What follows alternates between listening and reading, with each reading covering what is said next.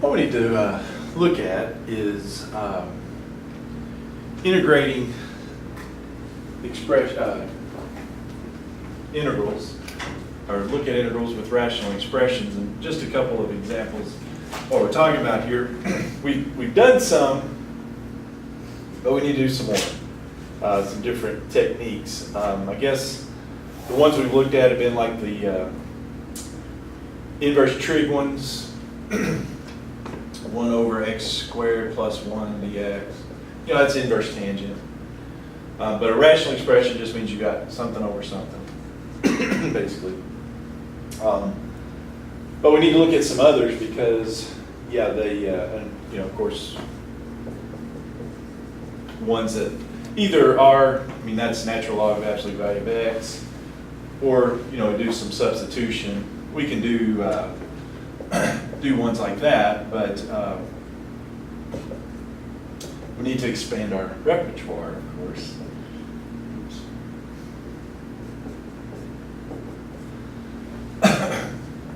And look at some other types. Now, another one we've talked about, but that it was probably, we did them in calculus 1, maybe a couple.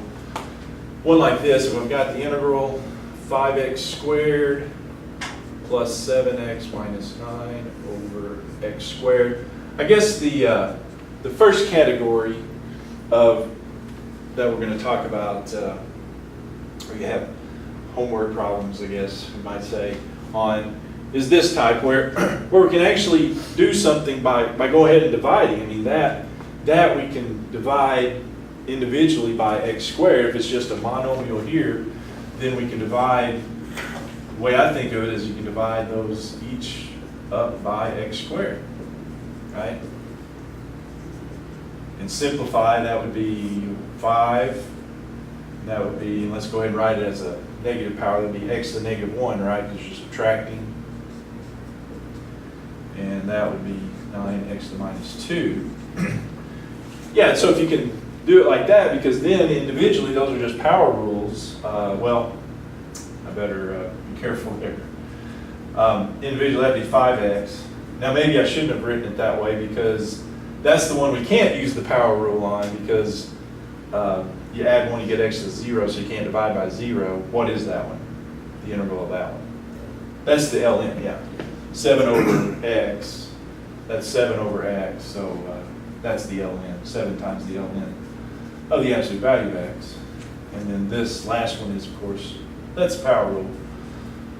Add 1, you got negative 1, so divide by negative 1. But you see what I'm saying? No, that we can actually divide, if you will, and it turns out we can do those.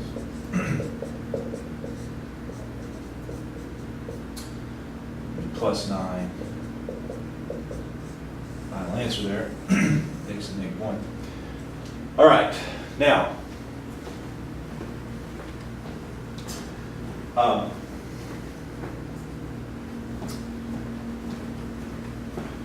Another one where dividing can be beneficial is this one. The integral of x squared plus 2x plus 3. Divide that by x minus 2 dx. All right, it's not as simple division as that one, but we can still divide here, and it'll help out. I mean, there's different, you got synthetic, you could use synthetic division on this, but let's just think of it, long division. Go ahead and divide that out. And the reason this actually dividing out helps is because you know, you got a larger power on top than you do on the bottom. Anytime you have a larger power on top, the larger power than you have on the bottom, then dividing is going to help. There may be some more to it, but dividing will help. All right, so remember what you do is you divide the x squared by the x, and that gives me x times, and then multiply the x times the x minus 2. Be x squared minus 2x. But you are subtracting here. Top minus the bottom. So those go out, but then you got, that'll change that to a plus, right, when you distribute. So it'll be 4x there. Then you bring down the 3, and you just keep dividing until you finish. Now you do the 4x divided by x here. 4x divided by x, that'd be plus 4. And then, do the same thing, multiply, so it'd be 4x minus 8, 4 times x minus 2. And then we're subtracting. So that'll make it 4x minus 4x, and then 3 plus 8, so that'll be 11. Anyway, now if I rewrite, so if I use, that's my quotient, that's my remainder. So if I rewrite this expression using that, here's what I've got. It's the integral now of x plus 4, and then what do I do with the remainder? Put 11 over the original divisor, right? X minus 2.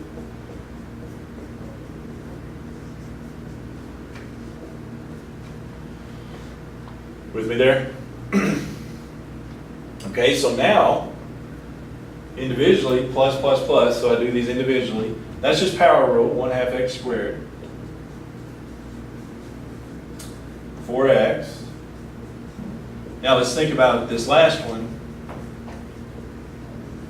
The last integral is 11 over x minus 2. What do you got there? 11 ln x minus 2. Yes, okay, so it's kind of a substitution, right? Because depending on your denominator here, you might have a factor or something, but yeah, it's going to turn out to be really nice. If we do a u substitution, u is the x minus 2, du then is dx. And so it works out really well, like you said, because it's 11 over u then du. Yeah, that's ln, isn't it?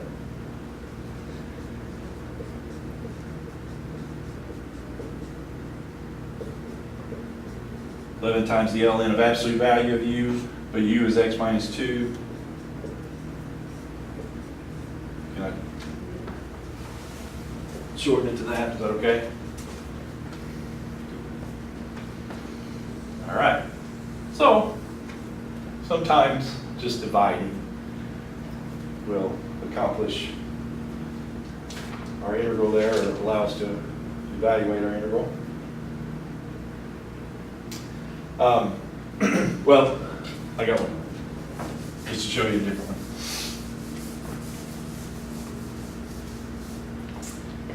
This one's the integral, 3x squared divided by x squared plus 1 dx.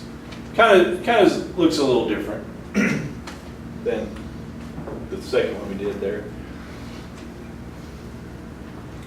Can we divide? Will dividing here help us any? Will it?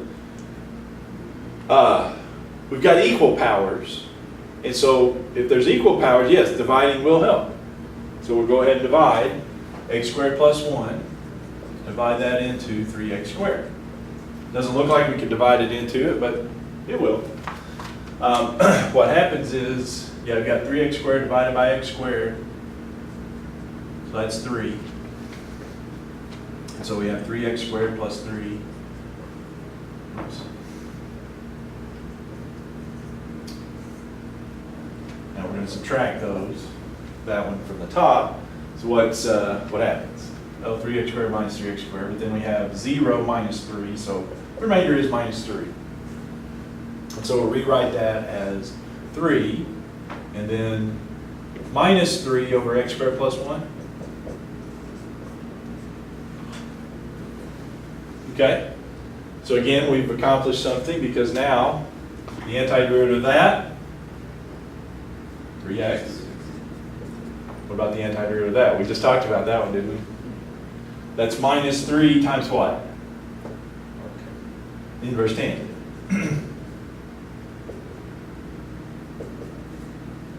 Yeah, so depending on what you come up with, here we had an ln, here we've got an arctan, so yeah, you could run into any of those in that situation.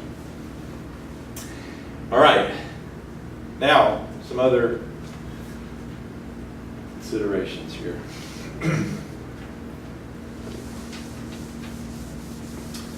So, thus far, well, these past two,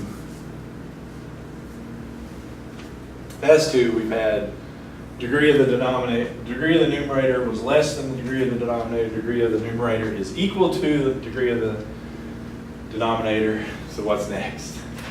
Degree of the numerator is less than the degree of the denominator.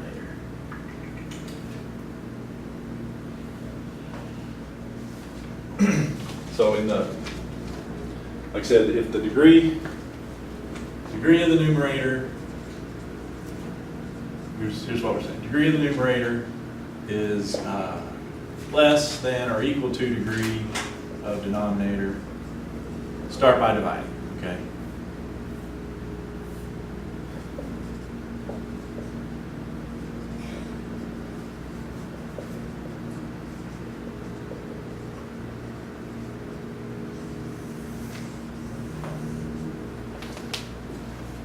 All right, general rule of thumb. Degree of the numerator is less than the degree of the denominator. Then start by dividing.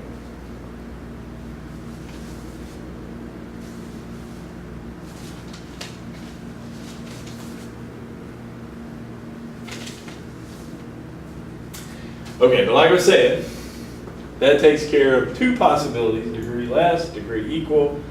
So what's coming next? Degree of the numerator is, oh, I put that the wrong way, didn't I? It's greater than. Yeah, you knew what I meant. Yeah, if the degree of the numerator is greater than the degree of the denominator, then you start by dividing. That's what we had in the previous two examples. So what if that is not the case, if we have degree of our denominator, such as this one, is less than the degree of the degree of the numerator is less than the degree of the denominator. What do we do then? Because dividing is not going to help, because dividing will just give you the exact same thing right back out. Well, turns out there's a thing called partial fraction decomposition.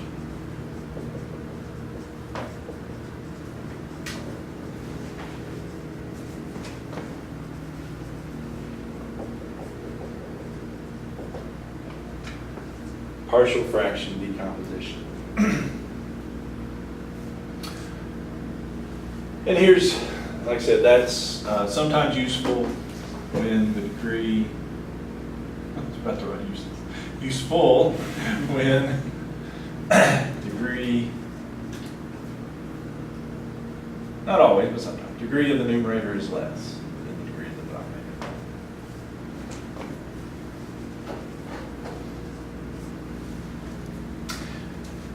Which is what we got here, right? We've got x's to the first, x's to the second in the denominator.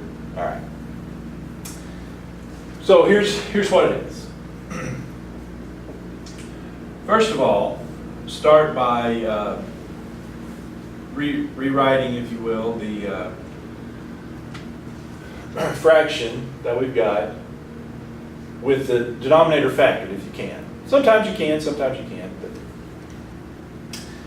But in this case, I can factor x squared minus 2x minus 3 as x minus 3, x plus 1, right? Okay? So that's step one, factor your denominator. Then we're going to set that equal to two fractions. And the two fractions are a over x minus 3, the first factor, plus b over x plus 1. And ultimately, that's what we're going to do up here, is we're going to rewrite this like this. We've just got to figure out what a and b are. Sometimes easier than others, but as you probably could guess. But that's what we're going to do. We're going to rewrite this as that. And so that's why it's decomposition, because we're kind of going the opposite way of what we normally do. We normally take two fractions and make it one. Here we're taking one fraction and make it, in this case, two, and maybe more than two, but we'll talk about that later. So that's why it's called decomposition, because we're going backwards from what we normally do. But this is going to help us, as we shall see, in solving this interval, evaluating this interval. Okay? So how do we proceed? Well, really the first step here is to kind of just clear out fractions, and it's really, in this one, it's very easy. It's pretty simple, because what I'm going to do is multiply that, both sides, by the same thing, x minus 3 times x plus 1 on this side and then this side.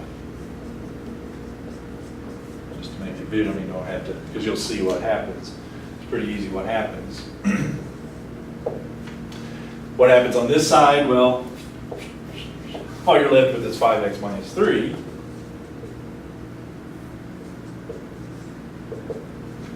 On this one, this side, of course, this times this, what's going to happen? Well, if we do this one times that, the x minus 3's are going to cancel, so you'll have a times x plus 1, won't you? Then if I take this, those two times the b over x plus 1, the x plus 1's cancel, so I have b just times x minus 3, plus b times x minus 3. Yes? Is that okay?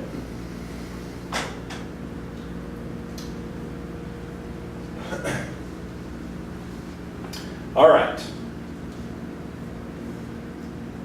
Now, here is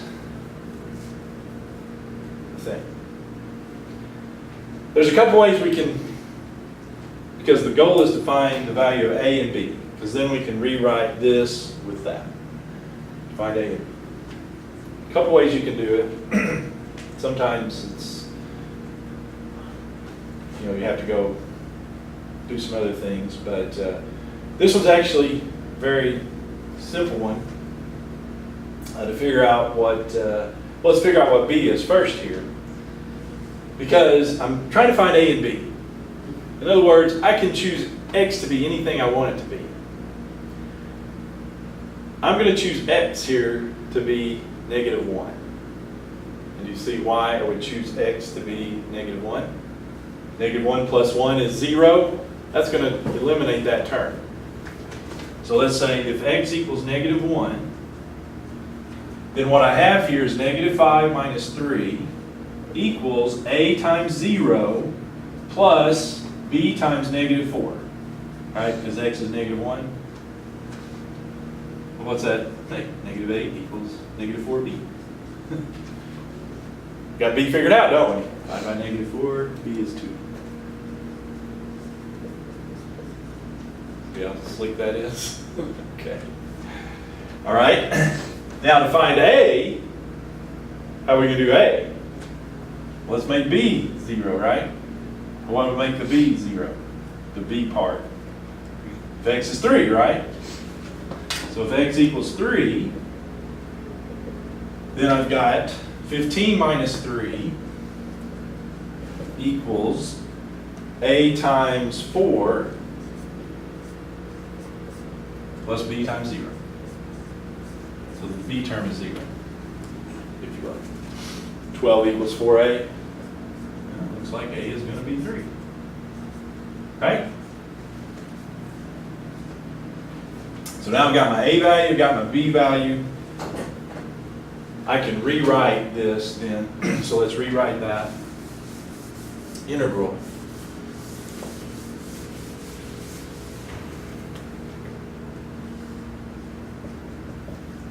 Rewrite it all the way here. Whoops. So it's the integral now of a, which is 3 over x minus 3, plus b over x plus 1, b is 2, so it's 2 over x plus 1.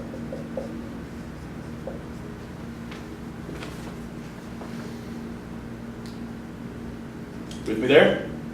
Make sense? Yes? Okay. Well, now, what do we got here? Well, that looks similar to one we had earlier. Well, one of the parts of it, these are LNs, aren't they? Just a little simple U substitution, and even with the U substitution, there's no factor or anything we have to contend with. There's no a half or anything. It's just du equals dx. So we've got ln and ln. So it's going to be 3 over ln of x plus 3, x minus 3. You good with that? Ln of the absolute value of x minus 3. Don't forget that, because that could possibly have a negative value, x minus 3 there. Plus 2 times the ln of x plus 1, absolute value. Let's see. What I'm saying, those are just simple ln's because the du is dx. You know, if it was 3 over 2x minus 3, then you'll have a little something else there, because u equals 2x minus 3. Du would be 2 dx, so you've got a factor of a half there. So that's what I'm saying. You've got to watch what that is. If it's a 1x, yeah, it's just strictly ln, absolute value of that. Okay. That's okay. Yeah, so partial fraction decomposition.